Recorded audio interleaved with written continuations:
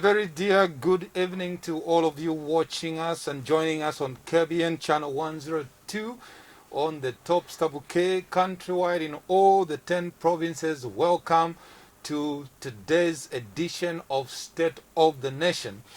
I am extremely delighted tonight to bring you one of the foremost figures in the political landscape as well as in the charismatic landscape, taking the church into the political arena. And I'm talking about Dr. Nevas Mumba, the president of the New Hope Movement for Multi-Party Democracy. He is my guest on the show tonight, and we'll be discussing making democracy working for Zambia, or making democracy work for Zambia. As you know, the Movement for Multi-Party Democracy are they can actually claim the rights to democracy. They introduced democracy in our nation. And so it is only befitting that we could discuss the state of democracy in Zambia, by featuring the president of the party that actually introduced multipartyism in Zambia.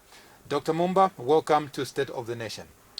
Thank you so much, Kennedy, and I want to thank you for inviting me to this great program. I look forward to an engaging program tonight. Wonderful. It is an honor to have you here. I know it's a busy period for you and the party, but for you sparing this time, really, it's an honor for us. I'd like to get started, tonight, Dr. Mumba. First of all, I just want you to, give us a few insights and highlights as to how you could describe the state of our democracy in Zambia today. Well, thank you so much. I think it's a very important subject because democracy is the mantra of the world today. Actually, all it means, at the very least, it means that people have the freedom to decide what kind of political persuasion they belong to, and they should do so without limitation or hindrance from anybody, including the police or the opponent. Democracy also means that you have the right to associate with people that you want to associate with without anybody standing in your way. Democracy also implies that you have freedom of expression, that you can air your views about an issue without feeling intimidated by either the state or any kind of authority in the nation. So it's a description of liberty. In other words, democracy is liberty. And the good thing about me, who has both the background of church and politics, is the fact that liberty comes from God. The Bible says, you shall know the truth, and the truth shall make you free.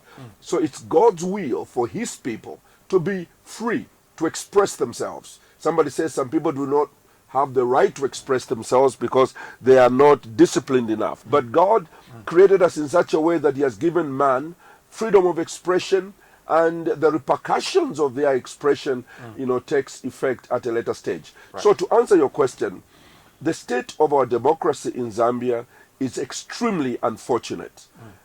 We are 30 years old as a democracy, 31 now as a democracy. And we expect, like anyone who is 31 years old as a human being, we expect certain levels of maturity, certain levels of growth, certain levels of appreciation of what it means to coexist and live with your neighbor. Unfortunately, Zambia is 30 years under this multi-party democracy, and we are still babies in our behavior. We are still babies in nappies in the way we relate to each other. We are still babies in the way we conduct our own elections. We do not want others to have the freedom that we have, especially those that are in power. So I can say the state of democracy, if it was to rate it between 1% and 100% on how well we are doing, we should be at about 23 to 25%. 23 to about 25%. Yeah. We are well off the mark. Very well off the mark, yes. Obviously, your party and the founding fathers of MMD, this is not then the democracy that they envisaged. Where did we lose the plot? Thank you so much. Dr. Agashamba Twambiku Stalewanika, who is one of the founding fathers of the Movement for Multi-Party Democracy, during our 30-year celebration last year, made a statement He said, this is not what we envisaged. It isn't. This is not what we saw. This is not what the founding fathers of this movement had in mind. And if they were to get back and look at it, it's a failed project. That's what he called it. He said the democracy movement in Zambia today as it stands is a failed project. This is not where we anticipated to be in 30 years. And I hope that our colleagues who are in government can understand that just by a change of thought and being confident in themselves and being able to deliver to the Zambian people and feeling that today they're in government, tomorrow they'll be in opposition or just in civil society, gives them the reason why they should allow everybody else to express themselves and to compete favorably on a level playing field. But that doesn't exist. So I think that we are very far away from what our founding fathers of multipartism had in mind. They had in mind, Kennedy, a nation where you belong to one particular political party and I belong to another political party. Right. MMD believes in a private sector driven economy. I'm going to expound on what we believe. Right. If you are PF, you talk about being pro-poor. You've got to defend your policies. Right.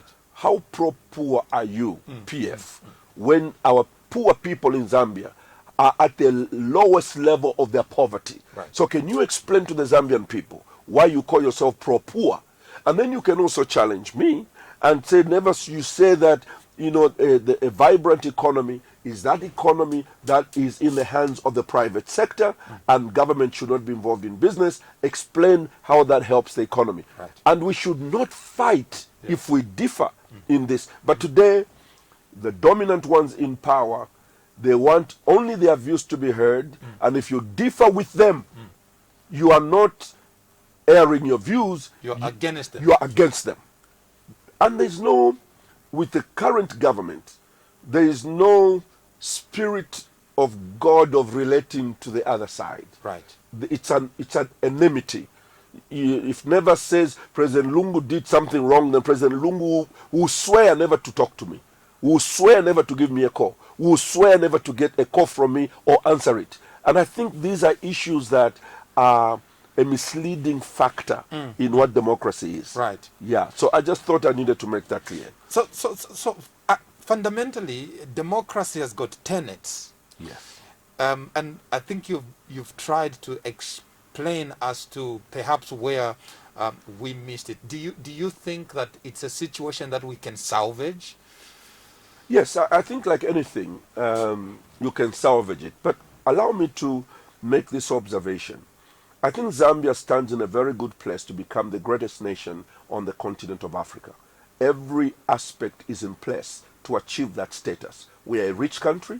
We are richly endowed. The people are very kind people, very warm people. We have the ingredients of becoming the greatest nation on the face of this continent. And the challenge that we have is that we have been almost 10 years under the leadership of the Patriotic Front. Right. So the question Zambians must ask now is that, are we able to salvage our democracy? Maybe let's say, are we able to salvage our democracy under the Patriotic Front? After 10 years of observing the Patriotic Front, I do not think it is possible. The only thing that is possible in salvaging the democracy of this country is if the Patriotic Front were to take the back seat and a new leadership comes in place. Right. And begins to start to allow Zambians to innovate, to be free to speak without taking them to jail, like they take us to jail when we differ with government. We have to move away from that type of administration. And my concern really is the fact that, the Patriotic Front has got a lot of examples of what they have seen, the mistakes we made as MMD. But it looks like they're just wholeheartedly going back to make the same mistakes we made instead of learning from those mistakes and improving the country. Right. So to answer your question, Kennedy, we are able to salvage this, but I do not think with the track record of our colleagues in government today that under their watch, even if we gave them another 5 years, and I must put it this way, Zambians really have to think seriously. This is what it means. If we vote PF back into government, I want this to sink deep into your heart. It means that the way things are now is the only way they are going to be for the next 5 years, if not worse. Because they cannot improve, because it's the same people, the same thinking, the same approach, the same way they feel towards others, violent, arrogant, uncompromising.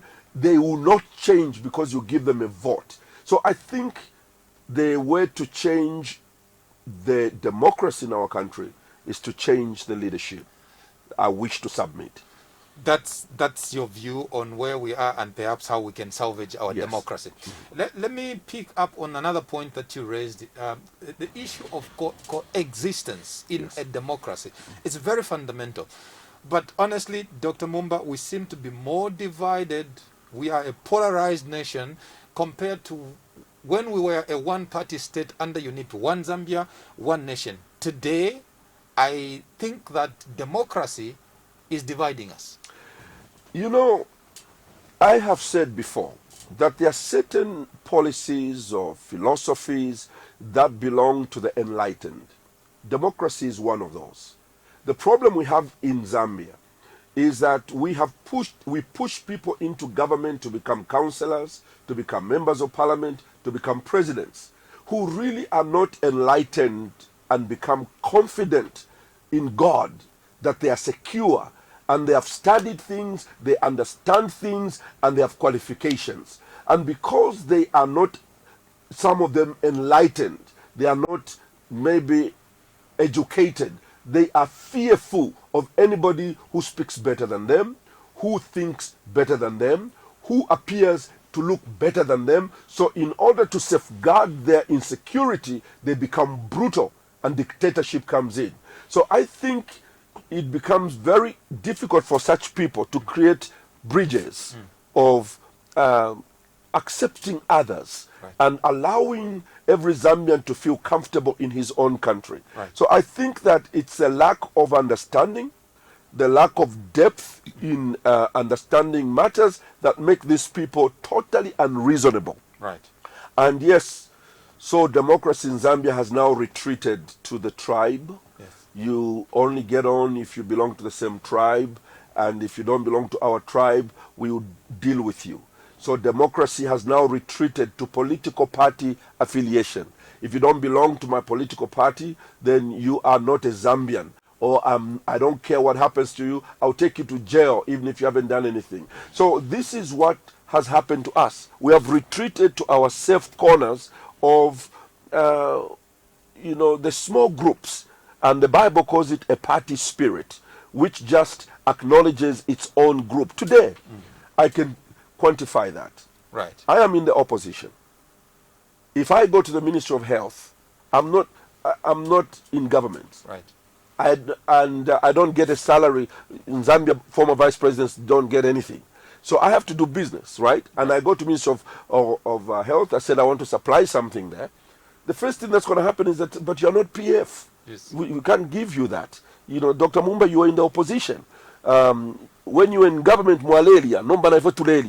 they don't tell you that, but that's the implication of it. Right. But I can tell you right now, if I went there tomorrow with you, they will not give me any contract. Right. Now, I'm a Zambian. Right. I have a family, and I have to look after that family. And so this is the pain that every Zambian who is not part of the club that is ruling is feeling right now. And this pain is being felt by every Zambian who is not PF. Right. They don't belong to the progressive group of people that receive favors and opportunities. And that is why my goal for running for president is to come into a place where for the first time Zambians, regardless of who you are, they are going to feel Zambian. Because that's the only way they can be patriotic. That's the only way we can start to win soccer games. That's the only way we can become a force on the continent. Once people feel that they are Zambians. Right. And my goal is to make every Zambian feel that they are Zambians. Well, dear viewers, if you're just joining us, this is State of the Nation, and we're discussing making democracy work for Zambia. And my guest on the program tonight is Dr. Neves Mumba, of course, the president of the New Hope Movement for Multi-Party Democracy. In making democracy work for Zambia, obviously we cannot discuss this in isolation of the separation of power amongst the arms of government.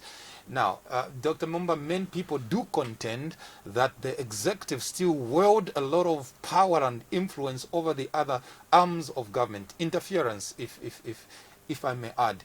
Now, you are also the former vice president of this nation. I'd like for you to discuss this from that perspective. First of all, not only as a president in waiting, but also as a former vice president. To what extent do we see this level of perceived, influence of the executive over the other arms of government, so that perhaps then we do not give credence to democracy as we know it?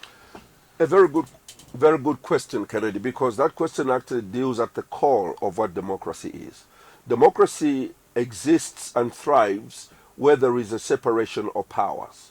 For instance, the executive branch, led by the president, has its own job that it does, and that is to rule, to govern, to derive policies so that they can run the country on a railroad of a certain number of policies. The judiciary, on the other side, exists to ensure that there is fair play in the nation.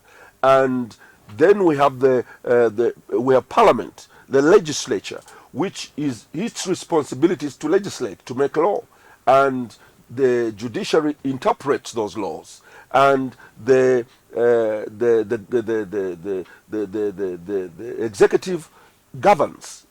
Now, what we have in most African countries, which is something I really would like to exempt Zambia from. I don't want Zambia to be bunched together with failed states on the African continent. I want it out, not for people from Western countries to say, oh, Zambia is okay because it's an African country. They are doing very well for African standards. I want to move Zambia from that club to a club of an example, to become the standard of what can become of an African country. So, the reason why MMD was formed in 1991 was precisely to deal with this problem. During the UNIP days, the presidency was the most powerful institution in the nation. If President Kaunda coughs or sneezes, all of us get a flu. He had all the power because that's the way the constitution was. So the MMD came into place and said, you know what? There is no innovation, there is no economic development or growth in a country which cannot think. President Kaunda thinks for everybody, UNIP thinks for everybody, and people are given things for free. They cannot innovate to become business-minded, to create jobs for themselves. They wait for government to hire them. But the most important thing that MMD wanted to achieve was to reduce the power of the president. Right. So they created a movement, and the word movement means a whole lot of people working together to find solutions to the nation's problems. And they made President Chuluba was our first president, just a leader amongst leaders, a leader amongst equals. So he was given the authority to chair, and if you notice that first cabinet, most of the cabinet was actually more educated than President Chuluba. That's true. But there was no intimidation because the wisdom was not just coming from Chuluba. Ronald Penza, an educated businessman and money guy, he could bring in Emmanuel Kasonde. These were people that were, prepared for the job, even more prepared. Arthur Winners, they were more prepared than Frederick. But because it's a democracy, Chuluba was not Superman. Yes. There were many things Chuluba did not know, President Chuluba did not know. But because he had a team of people who had equal authority to contribute to the process, MMD began to create an economy which we can boast of. It's now being dismantled now. But up to 2011, MMD built an economy that was actually surpassing many economies on the African continent. So to answer your question, sir, I think that we are at a place where there's too much power in the executive and it is affecting the two other wings of government directly, not just indirectly, directly. And I've seen this, and you have seen this, that if the president or a cabinet minister calls anybody in any one of these wings, you're going to see people starting to freeze. And that's never the way it should be. And we need to fix this, Kennedy. Right. This is something we must fix. Right. Now, you in the opposition, as well as the civil society movement, you have, complained about the Public Order Act. Only a few days, maybe 2 days ago, Dr. Mumba, you were in the news complaining about the application of the Public Order Act. It seems to be favoring the ruling party. You have contended, and many other, political figures have argued in that manner. Now, what must we believe when the ruling party are saying it is you, the opposition, and it is you, the civil society organizations, that shot down Bill 10 that should have addressed the perceived misapplication of the Public Order Act? How do you react to that? Bill 10 has absolutely nothing to do with Public Order Act. Public Order Act problem was there before Bill 10 came. The Patriotic Front had all the opportunities to correct this wrong, and we kept singing it as a song. You cannot blame the Bill 10. Bill 10 is a recent development, a crafted idea that had some sinister intentions. And so, please, let's put Bill 10 aside. Let's go to the Public Order Act. And I would like to warn my colleagues in the opposition that moving to this election, let's not be excited about the fact that we are funded now, we can go into an election, we have done the conventions, we have the money in our pockets, we are going to hire planes and choppers to campaign. Let's not be that excited. Let us make sure that we fight to get the level playing field before we get to August. Otherwise, the money we're going to invest in these elections will be wasted. The Public Order Act has been brazenly used against the opposition. Brazenly used against the opposition. I was in Vubwi prior to this election so that we start the preparation for the election. I went there with my team. We got the permit, and our people, leaders, 250 leaders in Vubwi met waiting for me to come and address them so that they start mobilization. We got about 3 kilometers away from Vubwi. We found the police. Some people have watched that on my Facebook. We found the police had sealed the road with canisters of tear gas and guns, and they said you cannot go into Vubwi. I mean, forget about not addressing the meeting. They just said you cannot get into Vubwi. I said, I'm a Zambian. What if I'm going there to see my cousin? They said you can't. We have instructions that you can't go into Vubwi. They went into Vubwi and cancelled the permit and tore it, and then chased all our leaders, fired tear gas so that they scampered in every direction, until I told them that I'm going into Vubwi. They said, we'll shoot you. I said, please shoot me. Because if you don't shoot me, this nonsense will never end in our country.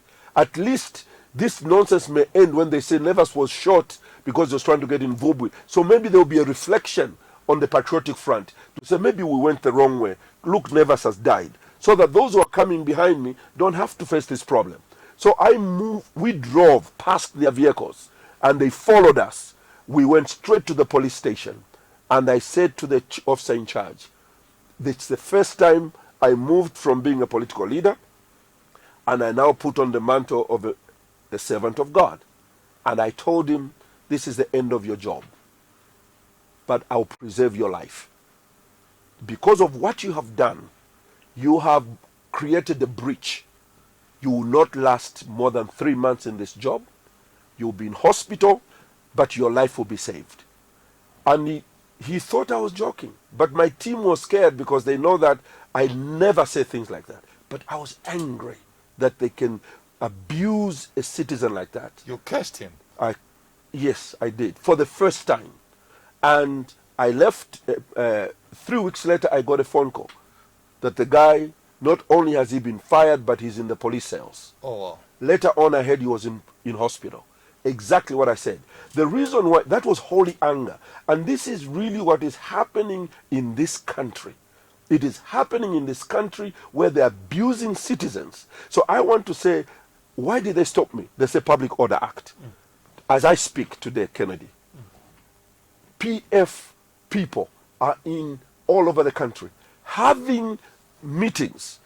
In Western Province, Honorable Malanji is there with my brother GBM, and they're having meetings with thousands of people without masks. And the Ministry of Health has told us we can't campaign because of the health situation. PF doesn't care. So the opposition cannot campaign? No, we can't. If I go to have a meeting, they will not give me a permission. They will not give me permission. So this Public Order Act, to my colleagues in the opposition, let's not be in a hurry. Let's join hands together and do something. Either the ECZ becomes interested in creating a level playing field, or instead of us campaigning for that election, let's campaign against that election. And I want to say that if we campaign against that election, I'm willing to use my first $7 million reserved for the campaign on ensuring that we have a level playing field. I don't mind spending that kind of money, because there is no game that can be useful when the rules are not the same or equitable. And therefore, we should not be duped as the opposition that these registration cards that have been given to foreigners, voters cards that have been given to underage children, that they mean nothing. These issues must be interrogated. We must make sure we agree with these issues, that they are taken care of before we get into this election. So the Public Order Act, this is what they must do. They must suspend it. They must suspend it. If the PF can campaign, we should campaign. If we will be stopped, they should be stopped because of COVID. If it's fair, I don't mind not having rallies, but they should not be having rallies. Right. But they're having rallies as we speak now in Western Province. And so the question is, what kind of game is this? Where is the sympathy for because the people you're campaigning to are underprivileged. They cannot afford a mask, and you're not providing masks. You are literally spreading COVID, and you are in leadership. You know, this is, they can actually be sued. PF can be sued for actually murder, because those people are coming to receive money from the PF people, and they're hungry. So when they hear that the minister is here campaigning in Safuke, they'll come. And unless you leaders tell them, no, 1 meter apart, here are the masks, they are not doing any of that. I can show you from my phone the meetings taking place today in Congo, where people are in their thousands, no masks, next to each other, because they believe that PF is exempted from COVID. It's also exempted from the law. They can do what they want. And I want to say to them, Trump tried that in the United States. They told him there's COVID, please wear masks and keep people thing. He was laughing at his colleague Biden, that he's got a big old mask and people are in cars, he doesn't have crowds, people don't love him, they love me. But people started to die in his group. And I want to say to the PF, you can't be so desperate for power at the expense of the lives of Zambians. At least let's have some decency to think of those poor people. They are already poor, going to bed without food. Now you want to kill them as well? If God wants you to win the coming election, He will give it to you. But don't kill people along the way. I think let's be responsible. The rules that the PF has set for everybody, let PF be the first to carry out those rules. I think I call on the Minister of Health to challenge his own party. He's a young man that I know, very capable young man, but he has set out guidelines for the country, and your own party is not observing them. I would expect you to issue one of the strongest statements as a Minister of Health and say this is death if we continue in this way. And the Minister of Home Affairs must also issue a statement and tell the IG of police, leave the opposition alone, and make sure that if they have got papers that allow them to hold a meeting in a healthy manner, let them have that meeting. These statements must come from these ministers to create equitable participation in the democratic process. Right. Let's get interactive, dear viewers. If you're following us on social media, KBN TV, and you have a question, a comment for Dr. Mumba around how democracy is working right now, and based on what he is bringing to the fore, please do send us a comment, and we will read out your name, where you are writing from, and he will respond to you. A little away from democracy, Dr. Mumba, I want us to talk about the current happenings in the nation. One of the biggest scandals that has come out is the revelation of expired drugs at the medical stores. Tons and tons of medical supplies bought at huge expense to the poor Zambian people, which they have not even benefited from, expired. It has to be thrown away, yet we do not have medicine in most of the health posts across the country. Is this sabotage? Is it just lack of care? What is it, Dr. Mumba? You have been in government before. It's both. We made a statement earlier when Honorable Chitalu Chilufya was minister. I made a statement. Of course, Mr. Chitalu responded to me, reacted that Nevers is doing politics, and I was very angry. I responded to him and again made certain statements that I hope they didn't border on curse, but I just thought that he should have been on the side of the Zambian people instead of on the side of the wrong. We stated that the problem at the Ministry of Health was endemic. It was deep. It was corrupt to the core. The whole system at the Ministry of Health is unredeemable in its current state. Unfortunately, even putting my young man Jonas Chanda to become minister, it's a great effort, but he will do nothing on top. That entire system is rotten, and what needs to be done is basically to just spring clean the whole thing and change things radically in order to start afresh in the Ministry of Health.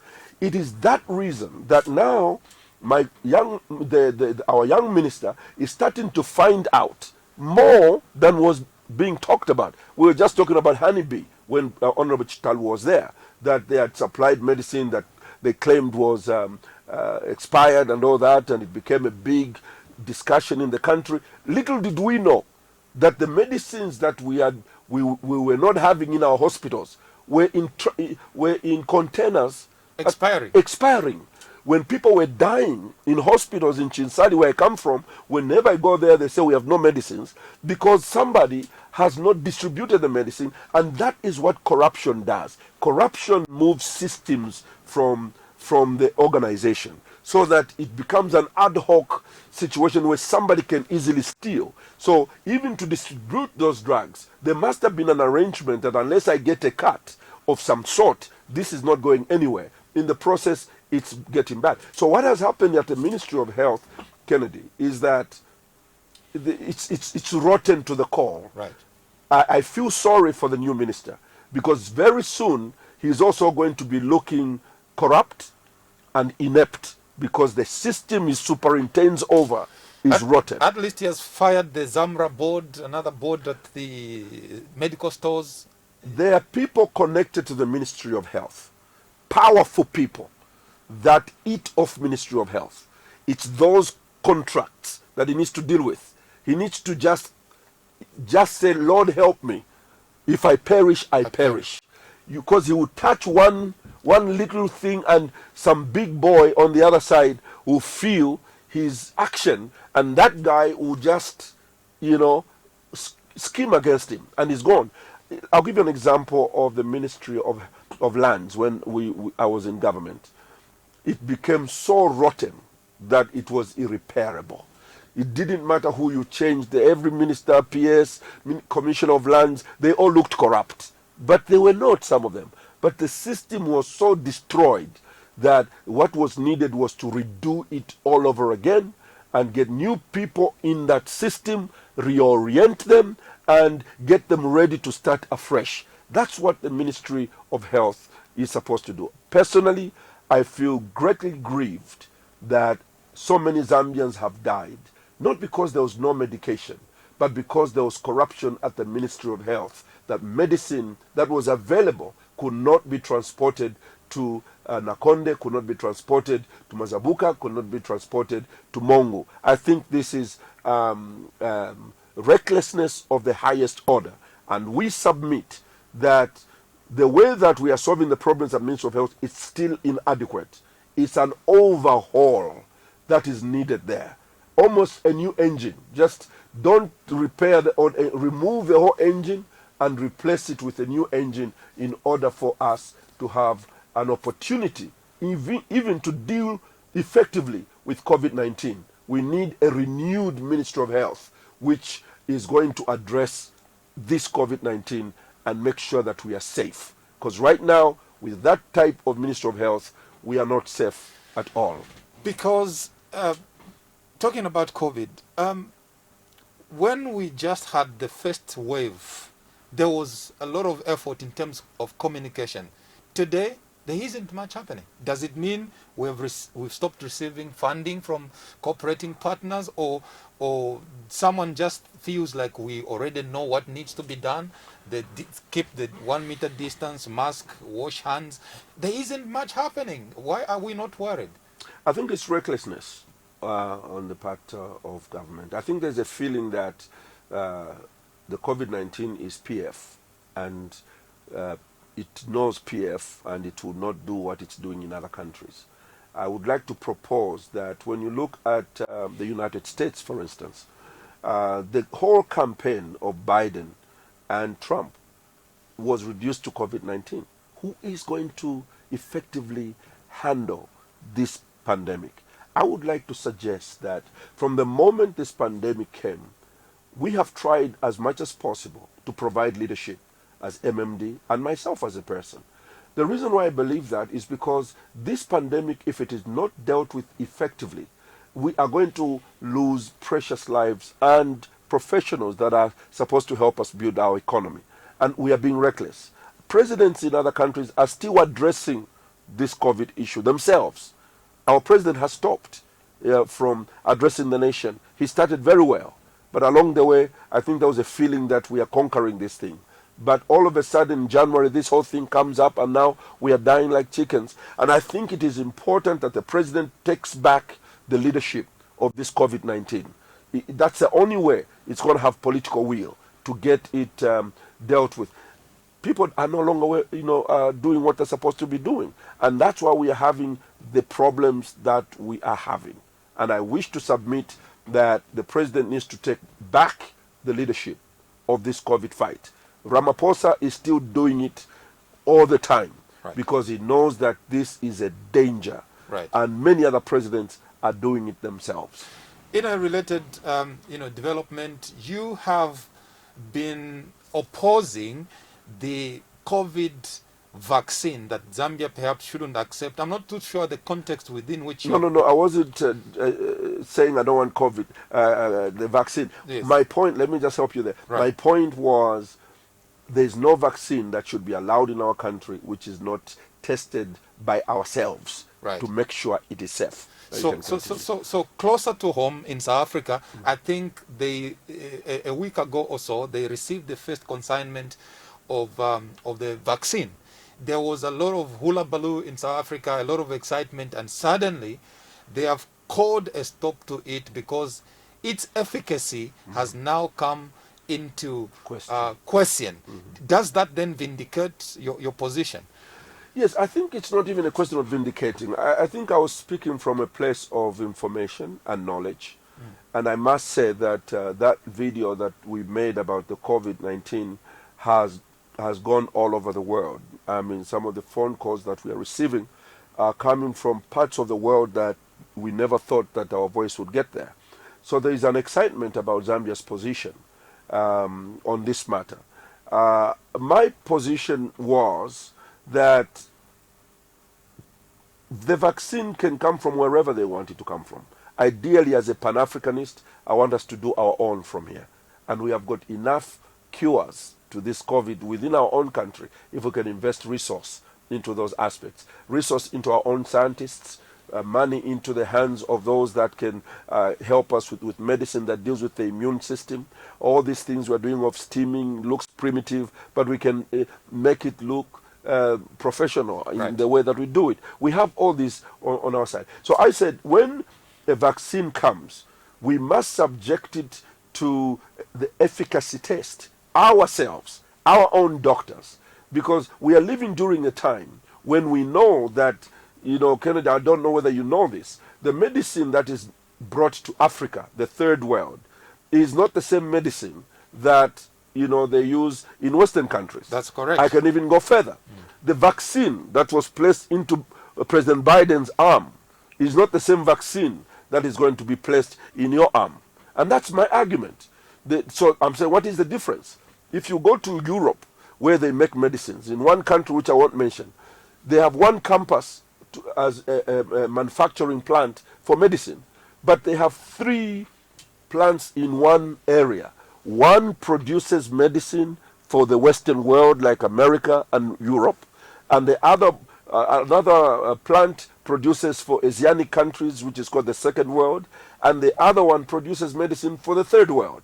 Why do they do that? It's because the Americans are ready to pay the highest dollar to make sure that verification, efficacy, everything is checked according to the standards that they demand as America before it comes out. So it costs more to produce that. Right. We don't have any standards. Yeah. So they make the substandard stuff for us, and sometimes that substandard stuff it becomes dangerous because it can kill. It brings other results from it. And that is why I said, let's make sure it is safe. If it is safe and our own doctors verify its safety, Nevis Mumba will not be afraid to take it. I've taken vaccine before. But this one, we need to make sure we verify it. I gave the example, and I'll stop here. I gave the example of what we did with President Levi Mwanawasa, may he so rest in peace. When we were offered yellow maize in the midst of a drought, our people were dying from a drought. We had no maize. America gave us yellow maize. President Mwanawasa rejected GMO maize. The GMO maize, he rejected it because we didn't have any regulatory process to sort of make sure that this thing is safe for the Zambian people. And he rejected it in principle. And I must say now, I am happy that I heard President Lungu himself say that he's not in a hurry to just bring any vaccine. I heard his Minister of Health echo those words even yesterday, that there's no hurry in us trying to bring in a vaccine. Cabinet has to debate it, then it's taken to Parliament, which is what I proposed, that it should not end at Cabinet. Parliament represents the people of this country. So they must debate this, and then they must call the scientists to answer the difficult questions. Once we are satisfied it's safe, we should go for it. But for now, I hold different views. Before I bring in other questions, let me just read out a few comments from people watching you online. Others are watching you from as far as Scotland. Alicia Ray there. Others are watching you from UK and a whole lot of places. Now, this one, Madam Katongo Chitika says, good interview, Mr. President. We are proud of you. It's basically a compliment. Thank you. Tresford Sikwese, he says, let's take the government does not provide a fair campaign environment. What's the way forward for MMD and the opposition? Ideally, the election should not take place until the ground is fixed. That's really the answer to that question, because going ahead to have a game which has in a football pitch, Diramba. Yeah, forget Diramba. I've forgiven him now because it's been so long. But can you imagine a football pitch, Kennedy? Yeah. It's supposed to have 2 goals. Yeah. But this football pitch only has 1 goal. Okay? And lines are only on this side. Here, it's just Ulunkoto or maybe just potholes in it, and there's no goal there. And that's where we are supposed to be scoring. And our friends will be scoring, PF will be scoring here, where there is a goal. Then they blow the whistle, the ECZ, and say, now, Go. let's play. Only a fool would get into that field to play when there's no goal. And this is what's happening. And that's why we are tough with ECZ. ECZ is a big disappointment as it stands today. Look, yes, it is not their jurisdiction to let the police allow us to have meetings. But surely they are not only there to organize elections, but they are also there to ensure the elections are free and fair. They are seeing what is happening to the opposition. They know that Nevers Mumba was stopped in Vubwi. An election came and Nevers Mumba lost. And they say he's not popular. How do you become popular when you are not campaigning? How do you become popular when you're not talking to the people? And this is something we must solve. And I want to say to the opposition, let's not get excited about participating. And I'm not saying we boycott. We are not going to boycott, but we are just going to campaign that it doesn't happen. If we succeed, we'll put in as much men as we can. If we succeed, the going forward does not mean PF continues.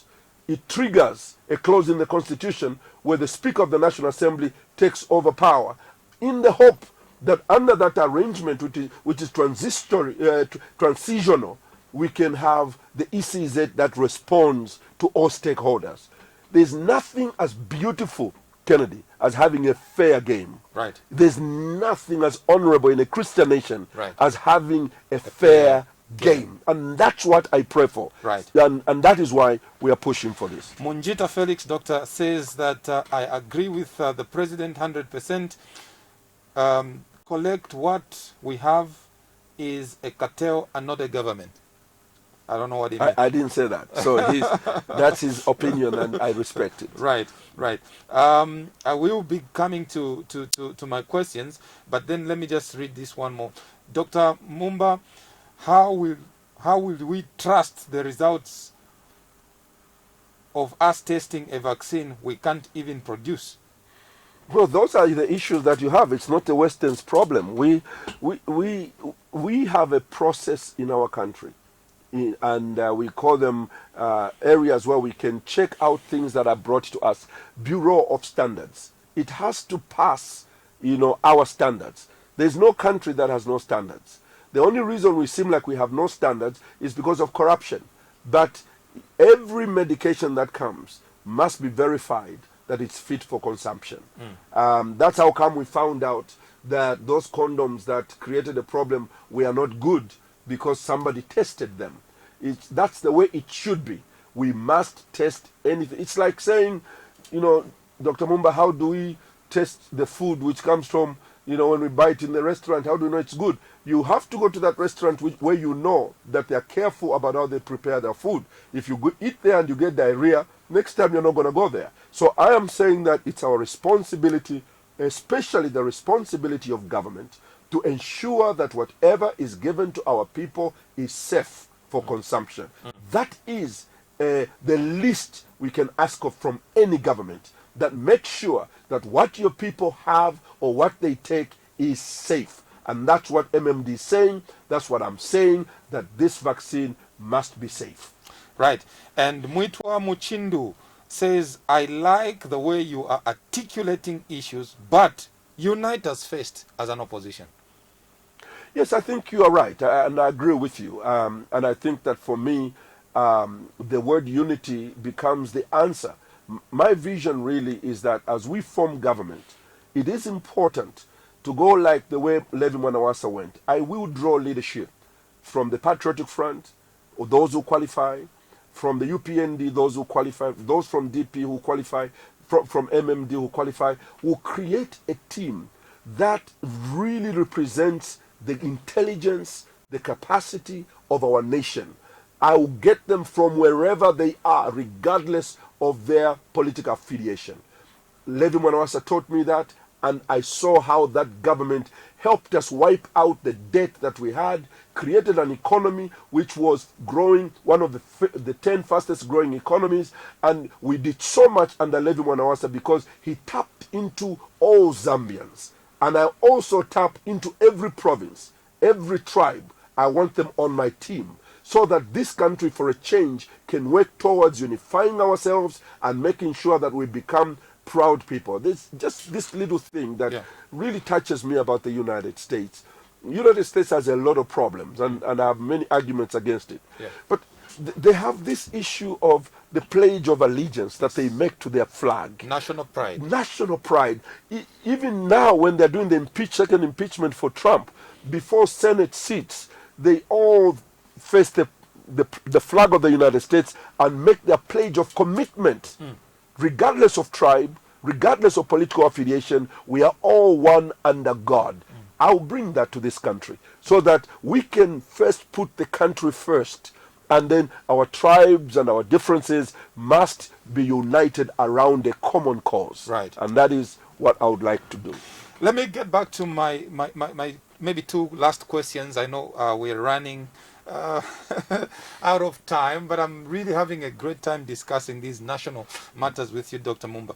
But I do not know when you last went into a supermarket, because I am so surprised at the cost of eggs, of mealie meal, of salt, of tissue, the exchange rate, the inflation. Things are just going through the roof. We, the common people, the ordinary citizens of Zambia, how are we going to survive? It's going to be difficult. And I think these are the issues that our government must understand, that we are not against them, but the country is going in the wrong direction. And we must talk, because we are affected. You are not affected as government. You are flying in choppers, you are flying in planes, you have got your GXs, your fuel is paid for, your electricity is paid for, your children are paid. So you don't know what we are feeling. We are feeling something totally different. When you go to the supermarket today, my wife was telling me yesterday, she said,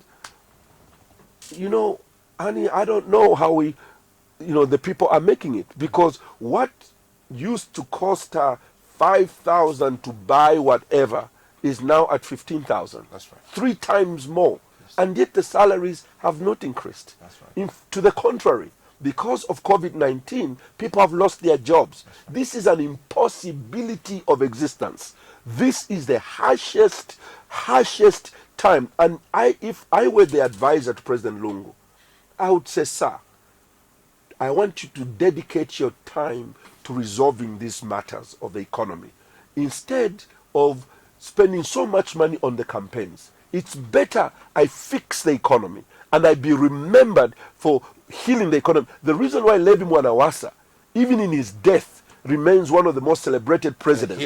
A hero. It's not because he was a good orator. Mwanawasa couldn't speak. He was not charismatic, but he sat in that state house when the mealie meal was going to 37, 38 kwacha per 25 kg. He said in that meeting, you members of cabinet, I want all of you to start to grow maize. And he himself was growing maize at a large scale. He says we cannot allow to touch the food. But it appears with Patriotic Front, no kutulumuka because of what's going on. If I were in government today, I would be so afraid, because if people stop having food, they can't afford it. Then now, of course, they are in the hands of the Patriotic Front, because now they give them 40 kwacha, like in Vubwi, for them to vote for them. They were giving them 40 kwacha, 40 kwacha. So the whole system of democracy, the whole system of human dignity is lost. And I call on the Patriotic Front that please concentrate on these prices, on the strength of the kwacha, because the kwacha is gone. We must make sure they concentrate on what's important. Right now, their concentration is on wrong things. Dr. Mumba, this is an election year. Whatever could go wrong is going wrong and has gone wrong. And really, no amount of PR that the ruling party perhaps would want to put on infrastructure development is helping a common man on the ground. Do you think this perhaps could be a through boat to those of you in opposition, hoping that the situation is helping you with a campaign message? The truth is, yes, it is a through ball. It is a through ball for the opposition because historically, unless God has changed and Zambians have changed, historically, Zambians have a problem with the government that is dubbed corrupt. That's how come MMD was kicked out at that time. There was that perception. And when the food becomes expensive, usually that government doesn't go through. That's how come UNIP couldn't go through, because the mealie meal became so expensive and unavailable. The coupons could no longer work. People rioted on the streets.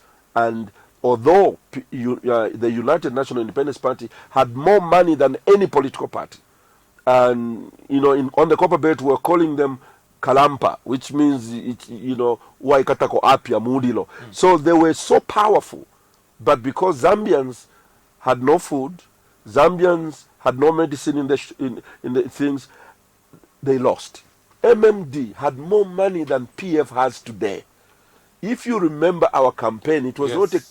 not a small boys campaign. No. I mean, we had 200 party vehicles, Yes. all dressed up. Chitenges were everywhere, including on trees. We had Insoko Shifyons branded. We were ready to win. But Zambian people, the moment they cannot afford their food, the moment they smell corruption, they don't care how many roads you have built. Like Michael Sata used to say to us, he said, Imwe by MMD, Bushoyu Musebo Mupangire, kuti tuwakokota, tualia. And he, we used to think he was joking, but Zambians were hearing him. These flyover bridges, how many are going to eat those flyover bridges? 2. Who is going to drive there? They have no vehicles. Even if they have vehicles, they have no fuel. So they can't get on those roads. So they mean nothing to our ordinary person. I would like for the PF to concentrate on what really matters, the people of this country. The people are the ones we should serve. They are the ones who vote for us. Make sure, look at electricity, unaffordable. So the moment energy is expensive, fuel is expensive, you paralyze the economy. Because everything now is expensive. And until government can address the cost of fuel, the cost of electricity, the cost of energy as a whole, everything else just follows suit, and the declining kwacha is the biggest nightmare that the Patriotic Front is faced with.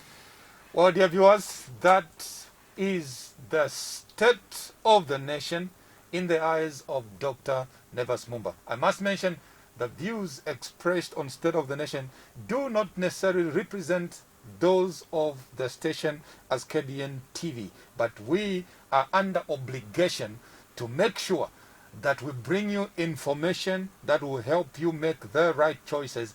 After all, that's why we are a democracy, and the media plays a critical role and will continue to serve you as far as God will permit. Thank you for joining us.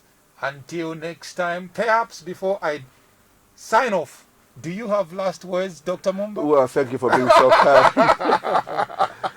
I just want the Zambian people to know that we can be better than we are now. We deserve better than what we have now. We are a very, very respectable nation, and I think we need to get our status back, and the only way to do that is to make sure that even in our pain, we vote right. Even in our poverty, we vote right, so that we can change the status of our country and the status of your own life and that of your family. Vote for MMD and for Nevas Mumba as the next president of the Republic of Zambia. I thank you. From Dr. Mumba and I and the rest of the transmission crew, we love you. We are praying for you. The Lord keep you and bless you. See you next Thursday at the same time. Bye-bye. God bless you. Bye-bye.